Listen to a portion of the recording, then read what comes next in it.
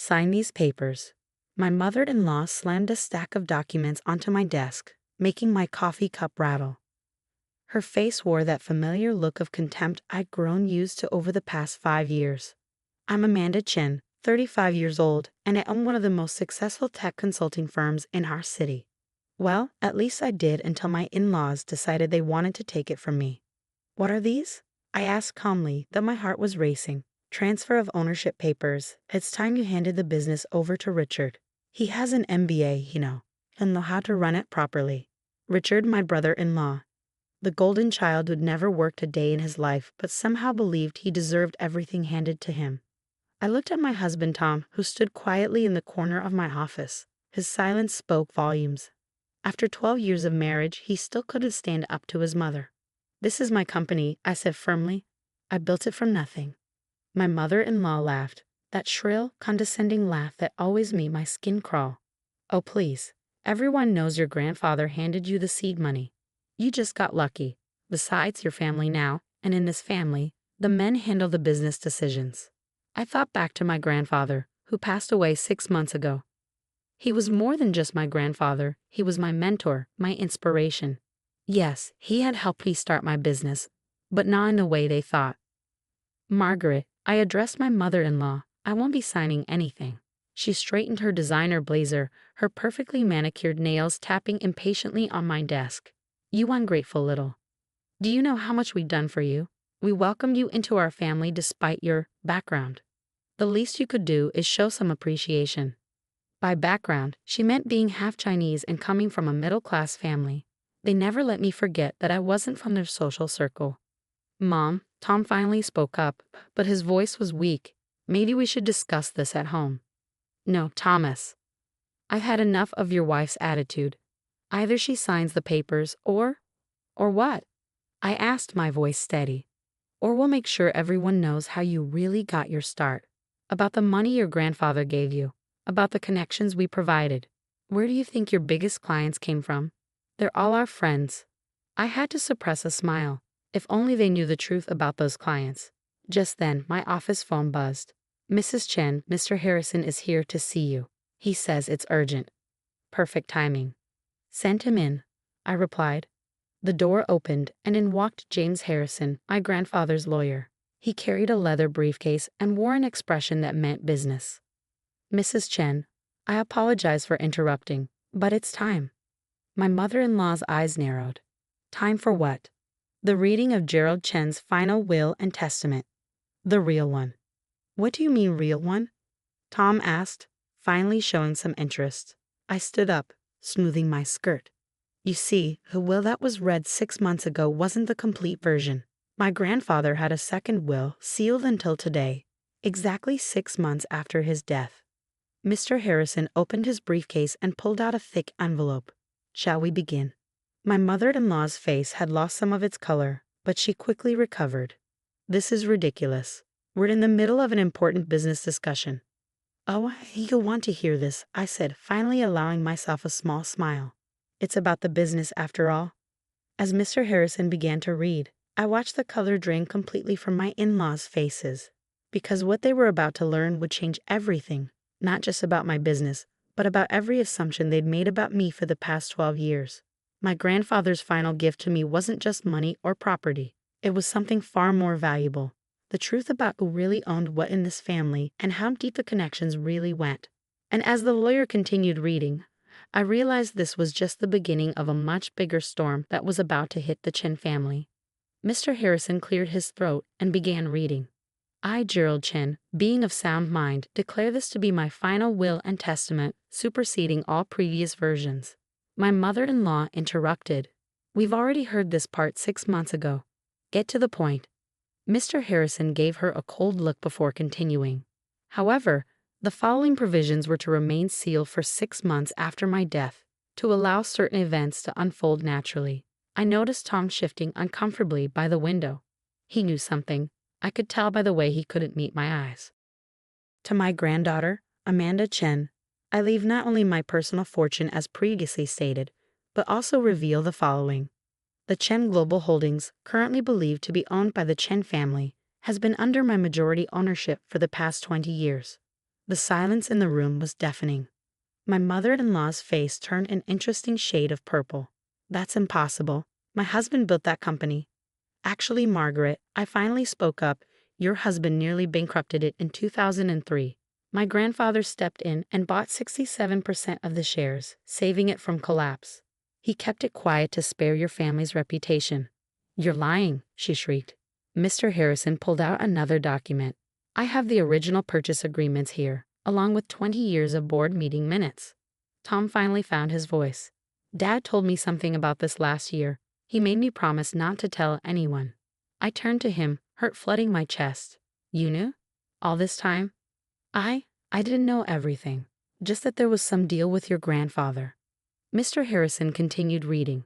Furthermore, all clients currently associated with Chen Global Holdings were originally contacted and secured through my personal business network, not through the Chen family connections as they have claimed. My mother-in-law sank into a chair, her designer blazer wrinkled and her perfect hair coming undone. The final revelation, Mr. Harrison read, concerns the tech consulting firm owned by my granddaughter, Amanda. While I did provide initial guidance, I never gave her any seed money. She built it entirely on her own merit, securing loans and investors through her own business plan and reputation. I remembered those early days, the countless pitches, the late nights, the rejected applications. My grandfather had insisted I do it on my own, saying true respect comes from what you build yourself. However, Mr. Harrison continued, I did secretly arrange for her firm to be given fair consideration by several major clients. The same clients the Chen family has been taking credit for providing. I wanted to see if she could maintain and grow those relationships on her own merit. The results speak for themselves. Richard burst into the office then, his face red with anger. This is ridiculous. You can't just come in here and claim our family company. I stayed calm. The ownership documents prove everything. Your father has known the truth for 20 years. Dad would never. Your father signed the papers himself. Mr. Harrison interjected, pulling out more documents. In fact, he left additional instructions to be revealed today. He produced another envelope. This letter is from Howard Chen, written 3 months ago. My mother-in-law's head snapped up. Howard wrote a letter. Mr. Harrison began reading. To my family, if you're hearing this, it means Gerald's will has been revealed. Everything he said is true. I made terrible business decisions 20 years ago, and he saved not just our company, but our family's reputation. In return, I promised to keep his majority ownership secret and to watch over his granddaughter when she married my son. Tom moved closer to me, his face pale. Dad never said. The letter continued, I've watched Amanda build her business from nothing. While my family treated her as an outsider, I saw what Gerald saw. A brilliant businesswoman who earned every bit of her success. I was too much of a coward to stand up to my wife and son's prejudices, and for that, I am deeply ashamed. Tears were rolling down my cheeks now. Howard, my father-in-law, had always been quiet, but I'd never known he felt this way. Therefore, Mr. Harrison read, I, Howard Chen, hereby announce my retirement as CEO of Chen Global Holdings, effective immediately upon the reading of this letter. I recommend Amanda Chen as my successor, subject to board approval, which Gerald's majority share will ensure. The room erupted in chaos. This is outrageous, my mother-in-law screamed. Richard knocked over a chair. She can't run both companies. Actually, I said quietly, I can. I've been preparing for this for the past 6 months. My company's management team is ready to take over day-to-day operations while I focus on Chen Global Holdings. Tom stared at me. You knew? All this time you knew? I found out the day after grandfather died. He left me a private letter explaining everything. He wanted me to wait, to let the truth come out naturally, to give everyone a chance to show their true colors. My mother-in-law stood up, straightening her blazer one final time. This isn't over. We'll fight this in court. Mr. Harrison smiled for the first time. You can certainly try, Mrs. Chen. But I've spent the last 20 years documenting everything. Every insult, every attempt to undermine Amanda, every discriminatory comment, all documented and witnessed. Do you really want that becoming public record? She froze. Additionally, he continued, I have here several documents showing questionable financial transactions made by Richard through company accounts over the past 5 years. Richard's face went white. Those were approved expenses.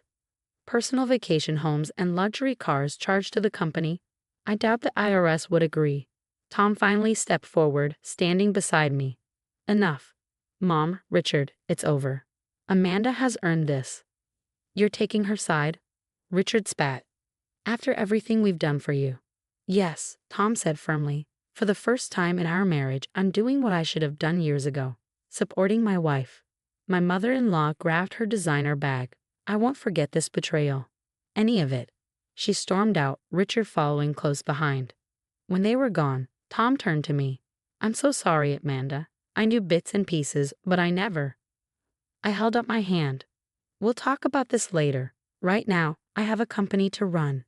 2 companies, actually. Mr. Harrison packed up his briefcase. Everything is in order, Mrs. Chen. The board meeting is scheduled for tomorrow morning. Your grandfather believed you would face this moment with grace and strength. I see he was right. After you left, I sat at my desk, looking at the photo of my grandfather I kept there. His kind eyes seemed to twinkle with pride. Tom lingered by the door. What happens now?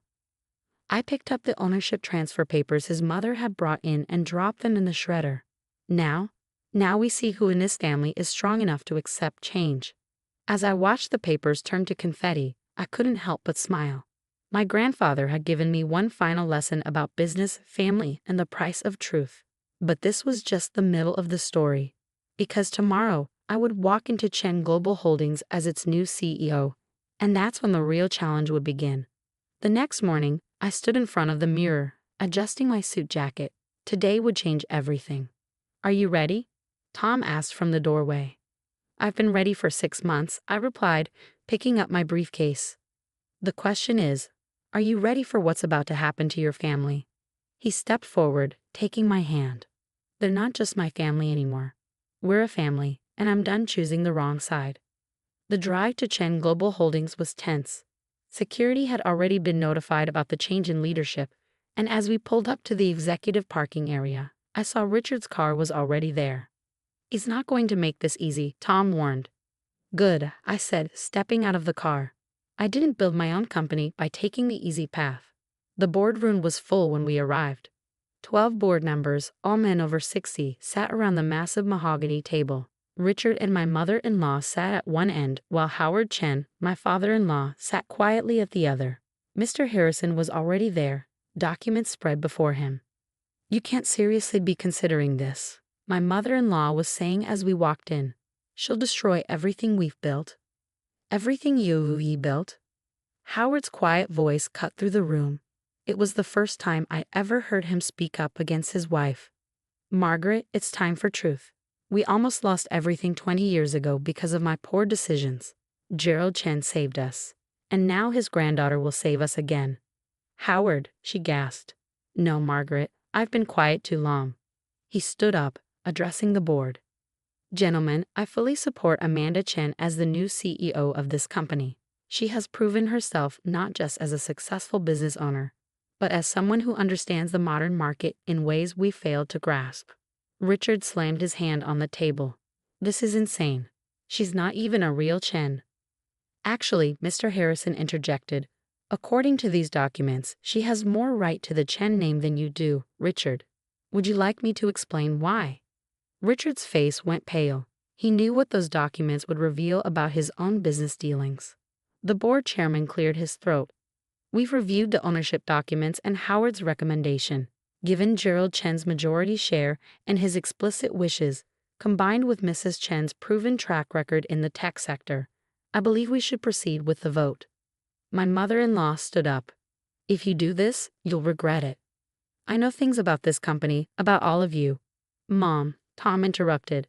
Stop. Don't make this worse. Worse? She laughed hysterically. Your wife is stealing our company. No, I finally spoke. I'm saving it. Again, would you like to see the company's current financial reports? The ones Richard has been hiding from the board? Richard jumped up. You can't prove anything. Actually, Howard said, pulling out a USB drive, I can. I've been gathering evidence for months. Did you really think I wouldn't notice the money you were funneling to your private accounts? The board chairman's face darkened. What money? Over the next hour, the truth came out. Richard had been embezzling funds, hiding losses, and falsifying reports. My mother-in-law had been aware but kept quiet, using the information to blackmail her way into more control. When the vote came, it was unanimous. I was named CEO of Chen Global Holdings, effective immediately. Your first act should be calling the authorities, one board member suggested, glaring at Richard. No, I said firmly. My first act will be offering Richard and his mother a choice. Everyone turned to look at me. Option 1. You both resign quietly, sign non-disclosure agreements, and I don't pursue criminal charges for the embezzlement. You'll retain your personal shares but have no operational control. And option 2, Richard asked, his voice shaking. I turn everything over to the FBI.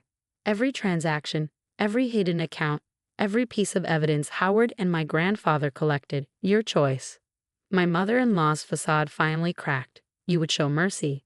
After everything? I'm not doing it for you, I replied. I'm doing it for this company, its employees, and its legacy. A public scandal helps no one. They took option 1, of course. Richard and my mother-in-law left the building that day, never to return. The press release simply stated they had chosen to pursue other opportunities.